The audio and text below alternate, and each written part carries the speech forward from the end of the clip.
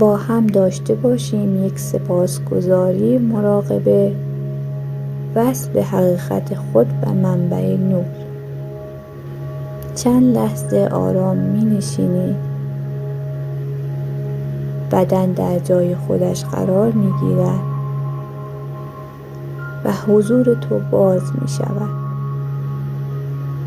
با یک دم آرام احساس می کنی همین حالا بدون تلاش و بدون هیچ واسطه‌ای به منبع نور و خود حقیقیت وصل هستی. این اتصال همیشه در تو بوده و هست. هیچ تصویر، هیچ صدا، هیچ فایل و هیچ فرکانس ناهماهنگی توان جدا کردن از این منبع را ندارد،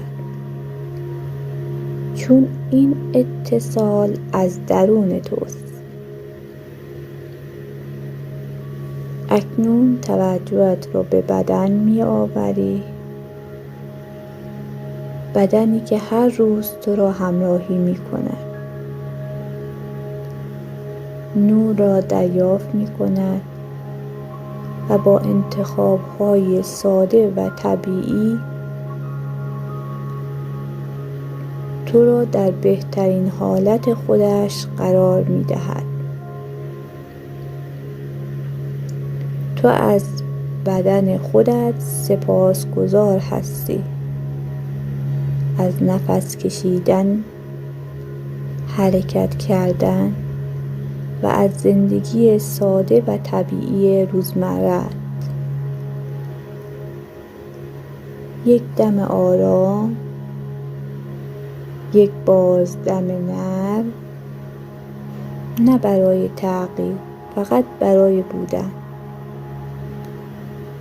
تو همین حالا کامل هستی، همین حالا وصل هستی، همین حالا در مسیر طبیعی زندگیت قرار داری. در پایان این حقیقت در تو میماند: من وصل هستم، من کامل هستم، من وصل هستم، من کامل هستم.